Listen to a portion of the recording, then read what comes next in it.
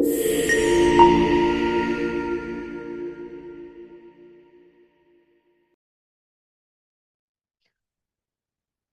this course, let's talk about designing intentionally. This segment is quite practical, very practical. And I want you to follow along if you can. We'll put a link to the template that we're using in this section so that you can basically follow along. The ideas we have sold partly in this section, in this course so far, are that we must be clear on who we are solving a problem for. Who we are solving a problem for. That's one of the key things. We typically say that the customer is the boss, the person you want to do this work for. The investor is not the boss. The shareholder is not the boss. The boss is actually the customer. The boss is actually the customer. So the first thing is, how do I describe the customer? Is the customer someone between the ages of, let's say, 35 to 45 to start with? Is that the kind of person I want to serve, right? And I want to serve them. Let's assume I am serving them. They are essentially let's assume that they are between 35 and 45, and they are females. And what they want essentially is they are probably in African cities.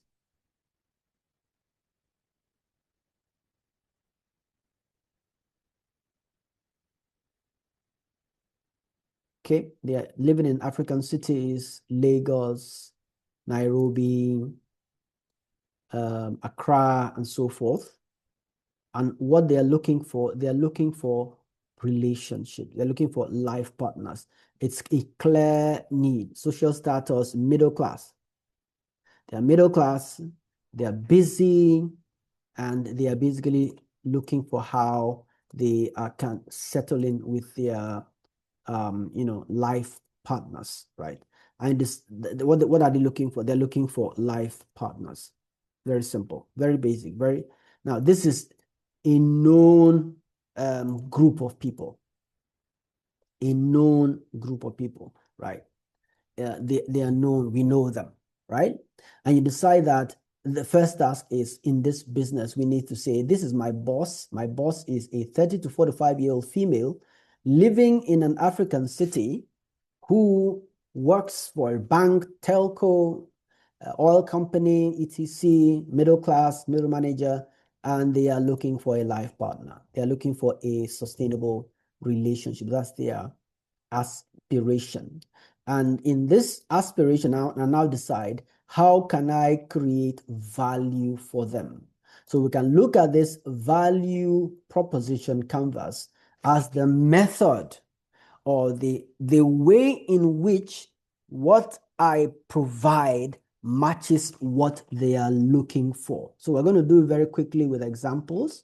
And we do expect that you may want to now look at this in more detail by yourself, but this is a very simple example that we're going to give. So jobs to be done. This is the customer on this side. I'm just going to highlight that for you. This is the client, the young female between 35 and 45 who wants a life partner. This is you, or the product that you're offering them.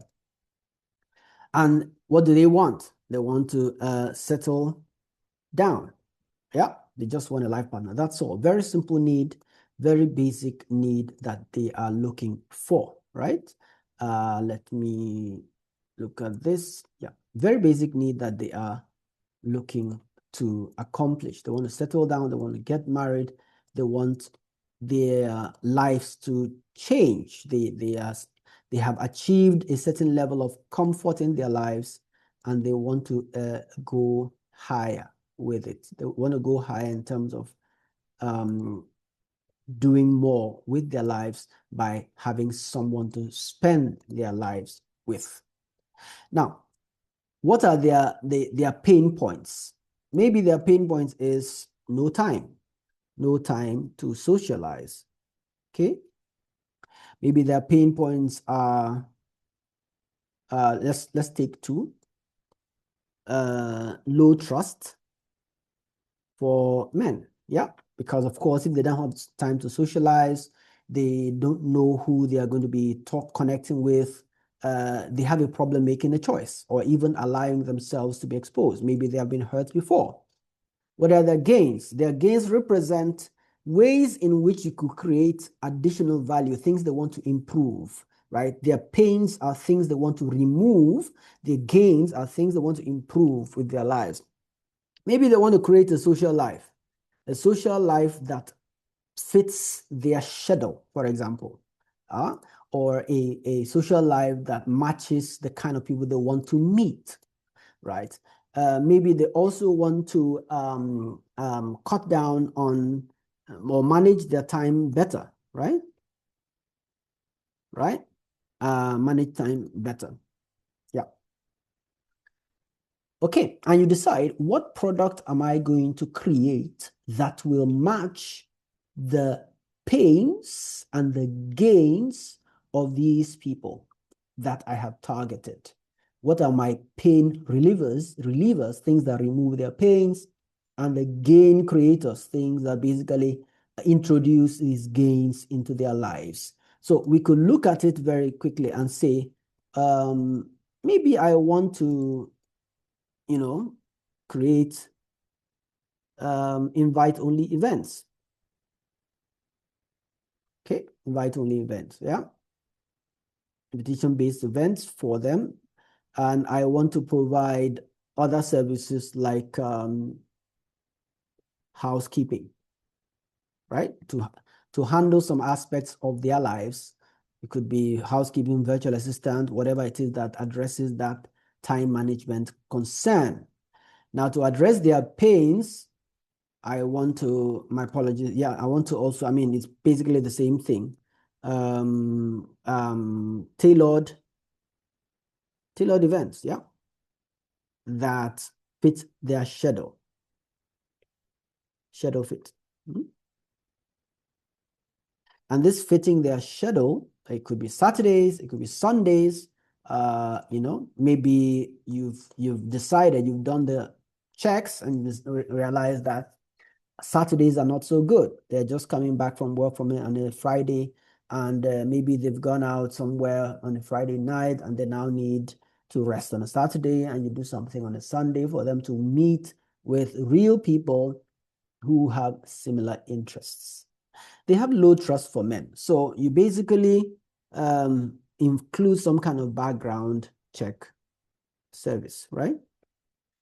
So in essence, you're creating an event-oriented, personalized service that creates events for 30 to 45 middle-aged women who want to work towards settling down.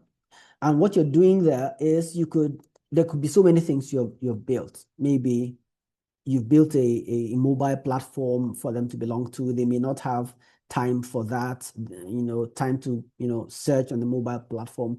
But basically, you built it in such a way that is simplified to say, we have an event X. These are the kind of people that will be coming. And please tap yes if you like to attend, and so forth. So maybe you call your outfit senior singles events, right?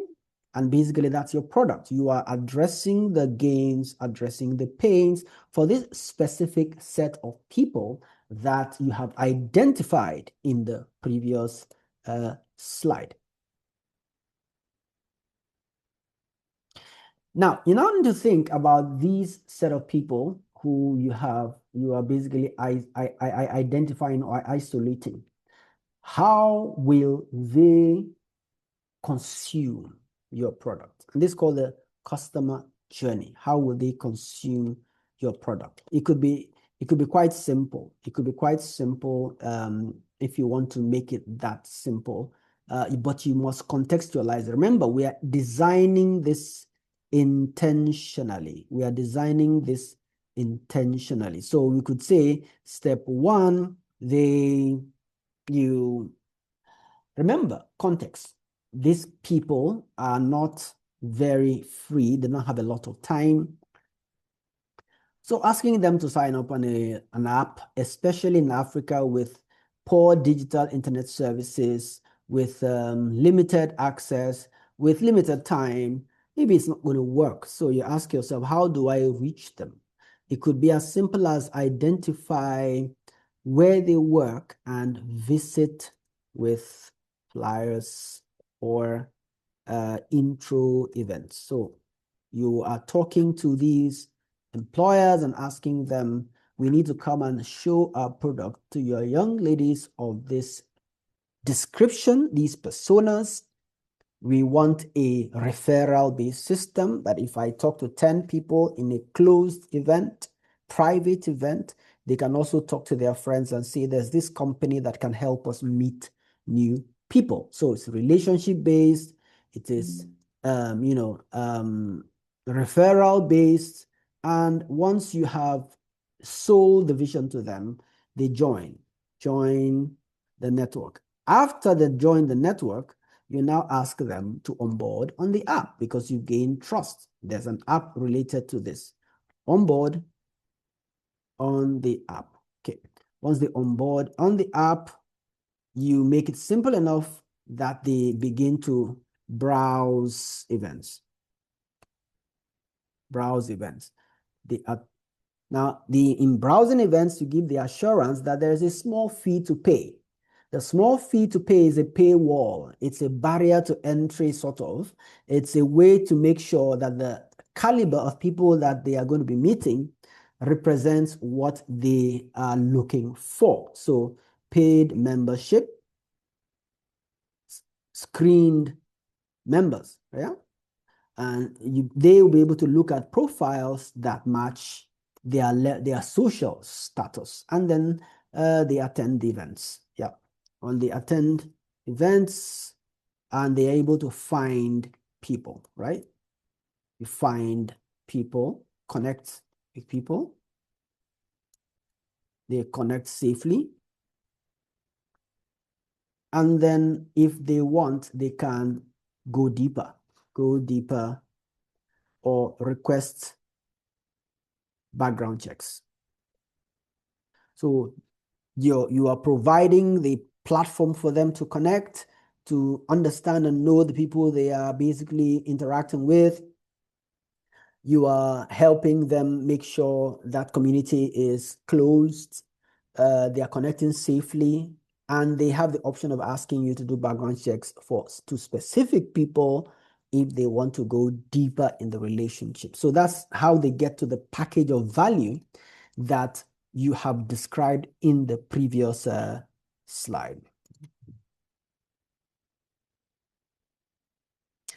So thinking about it deeply, you're asking yourself, what are the top 3 products I am offering to my persona, to my core customer, to my boss? We could say, what are the top 3 products? I'm offering a digital platform.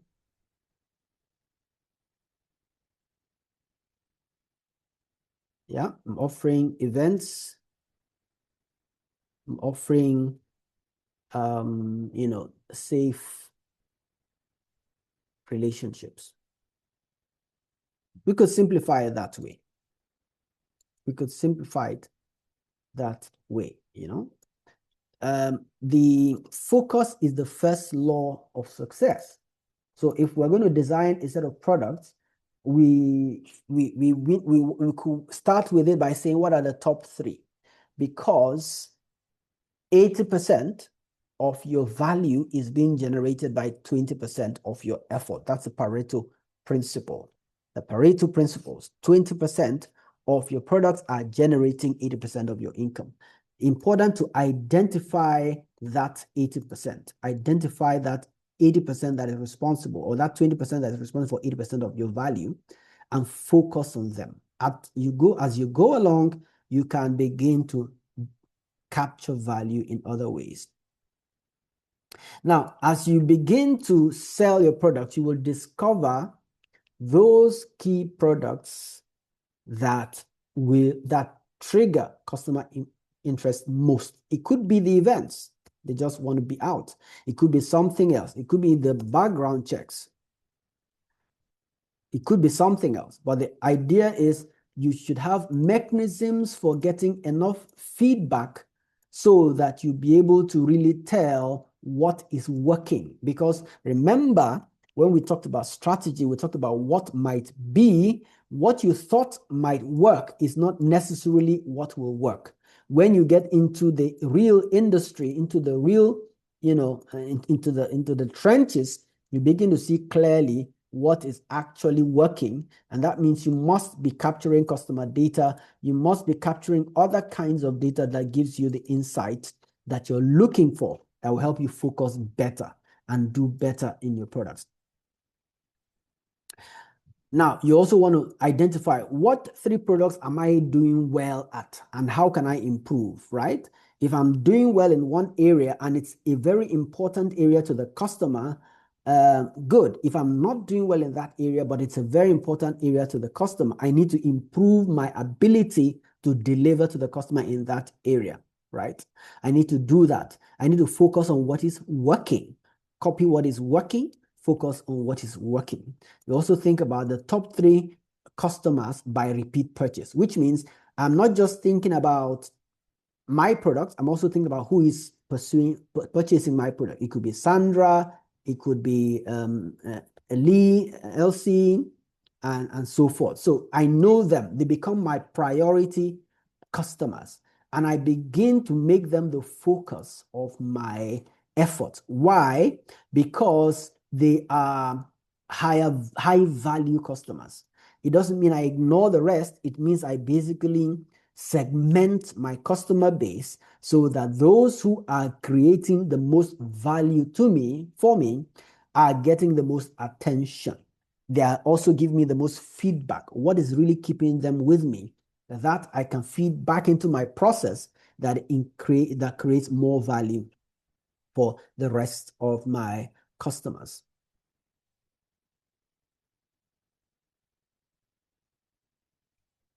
Now, we must align our resources with our area of top 3 areas of focus.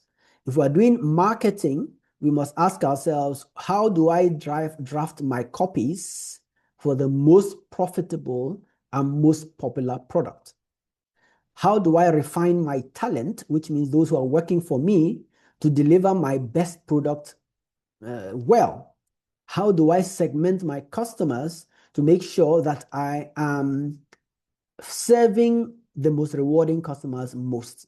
How do I, segment my customers to make sure that I can sell other things to my top loyal customers? Other things might be, I've discovered they are coming for my events, they are getting hooked up, they are getting married.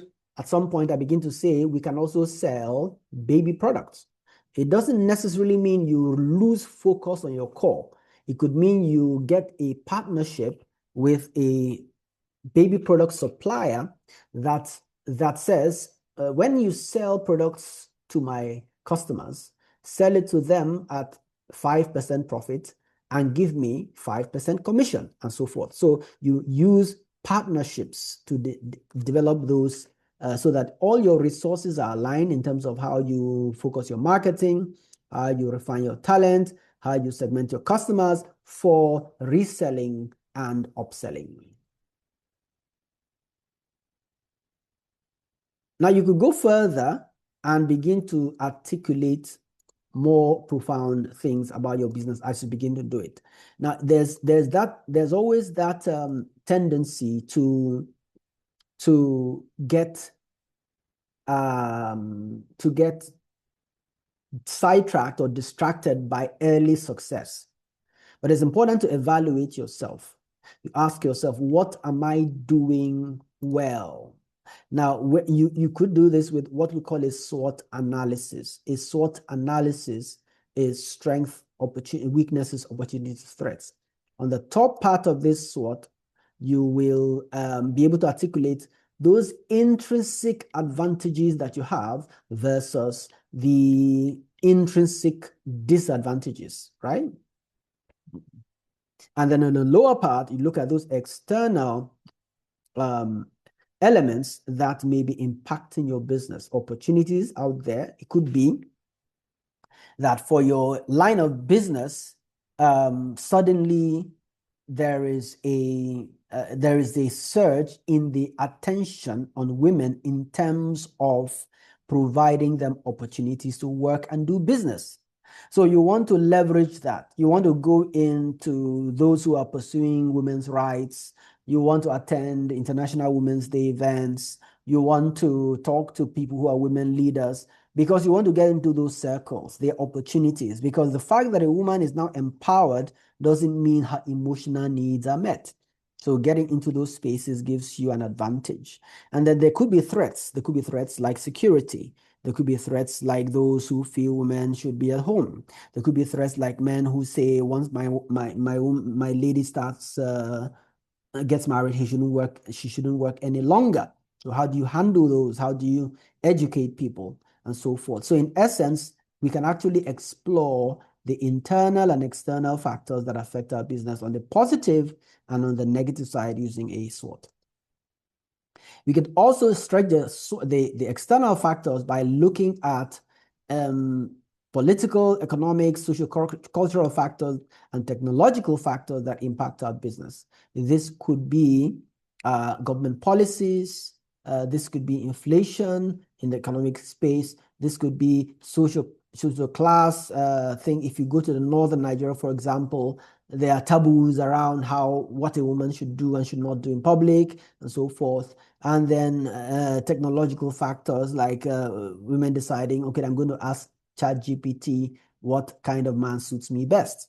So how do you navigate this? You need to articulate them for you to navigate them. You need to articulate them first for you to navigate them. Everything you've thought about in the previous sections, you can begin to put them together here in the business model canvas. In the business model canvas. Who are your key customers? Middle-aged ladies. Very simple, very briefly put. It's a strategic document. The intent is not to write your whole business plan in one go, in one page. The intent is to get a high-level view. So what are you to these middle-aged ladies? What are you to them, right? You are probably maybe their coach, advisor, event organizer, and maybe you could also be their housekeeper, if you like, if you want to stretch that, or through a partnership. Address their time needs, address their emotional needs, and so forth. Now, what channels do you reach them through?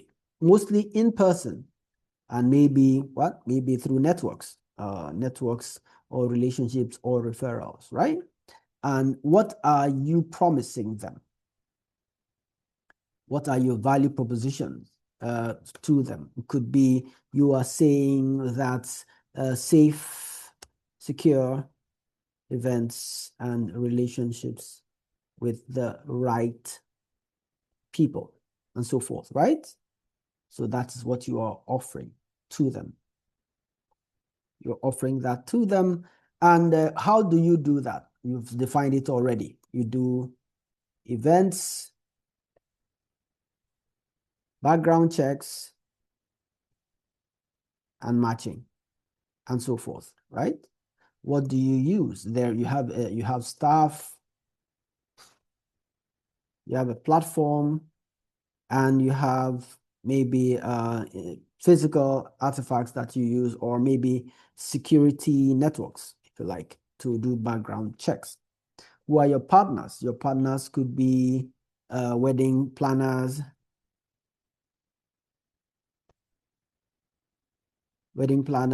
your partners could be baby product seller, vendors. Your partners could be security outfits. etc. So you establish these partnerships so that you don't have to develop these capabilities by yourself, right? Outfits. Now you also think about your costs. What are you going to be spending money on? Obviously events, obviously logistics, obviously background checks, and so forth, right? And then how are you going to be making money? You probably be talking about membership fees. You talk about you talk about event fees, and maybe sponsorships, and maybe you could think about knowledge products like educational material that you roll out on relationships, coaching, and so forth. So you could extend you could extend this template. It basically is a framework that helps you think about how your business is going to be fleshed out. Rather than writing a 10-page document, you're basically just saying, I want to articulate this very simply as how my business will make money. How my business will make money based on all the different plans that I've articulated. Now, that is a plan, that is a strategy. You may want to now push further to say, what am I going to do to realize this? What's the execution plan? You can decide that in Q1, you want to establish, write a plan, for example, write a plan, or maybe do some research. Let's do research first. Research, write a plan, then you create partnerships.